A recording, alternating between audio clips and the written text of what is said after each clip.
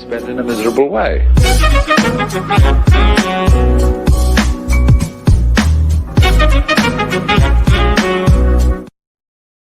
US News: the $15 minimum wage for NJ and other life-changing bills are up for big vote. The state legislature will consider 3 big bills Thursday aimed at improving the financial well-being of New Jersey residents. The one that's gotten the most attention would fulfill a years-long effort to raise the state's minimum wage to $15 an hour. The bill is opposed. Many of those same labor groups have been fighting for years to expand the state's paid family leave law. They have argued the third bill aims to help more New Jerseyans set aside money for their retirement by creating a state-run retirement system for private sector workers whose employers that offer an employer-sponsored plan. All 3 bills were vetoed by former government. A Republican, once passed by the state Senate and Assembly, these bills will head to Murphy's desk for his signature. Here's a look at these bills and more in the first really big voting day at the State House in Trenton in 2019. The legislature is moving quickly on this highly anticipated bill to raise the state's minimum wage to $15 an hour over 5 years. Murphy, State Senate President and State Assembly Speaker, all Democrats, announced earlier this month to raise the minimum wage, putting them within striking distance of a huge progressive policy achievement. Under the bill, the minimum wage for most workers would increase to $10 an hour on July 1st, to $11 on January 1st, 2020, $12 an hour on January 1st, 2021, $13 in 2022, $14 in 2023 and $15 in 2024. New Jersey Policy Perspective, a liberal Trenton think tank, estimated more than 1 million workers will benefit from the wage hike. But about 10% seasonal workers and workers at business that employ 5 or fewer employees won't reach $15 an hour until 2026.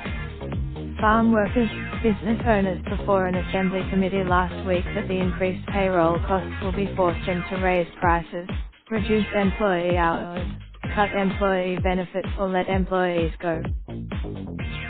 Labor advocates said the current minimum wage of $8.85 is too little to afford even basic needs in New Jersey, and low-wage workers are being left behind.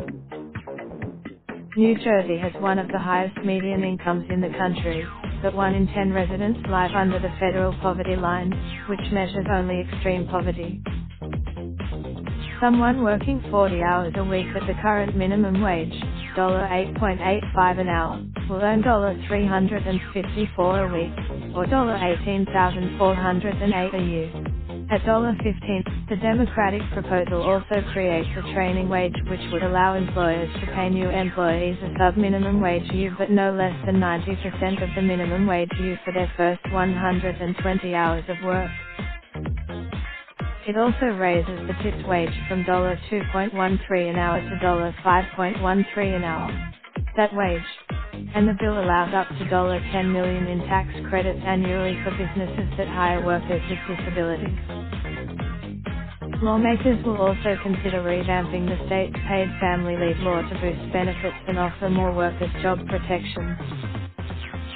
The program, which reimburses workers for lost wages while they're caring for newborn or ill families members, is one of just a few in the country. It currently offers new parents or caregivers up to 6 weeks of benefits equal to 2/3 of their pay, but capped at $633 a week. Advocates have argued, from 2009 to 2015, family leave insurance has paid out nearly $500 million in benefits for more than 200,000 claims. About 8 in 10. The bill would increase the eligibility period from 6 to 12 weeks, and raise the cap and the reimbursement an applicant can receive to 85% of their wages up to a set amount. Siblings, grandparents, grandchildren and parents-in-law would be newly covered as caregivers.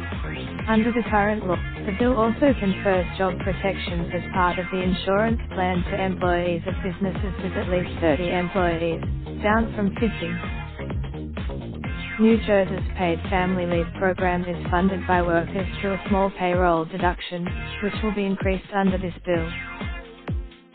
As of January the 1st, every worker in New Jersey is contributing 0.08% on their first $34,400 in wages, or up to $27.52 a year. If signed by the governor, the increased benefits would take effect in July 2020. The Nonpartisan Office of Legislative Services estimates insurance claims paid out will increase by $287 million to $365 million a year once the expansion is implemented. Raindrop, drop top, smoking, no cooking the hot pot. Fucking on your bitch, yeah, that. Looking up, open the park pot.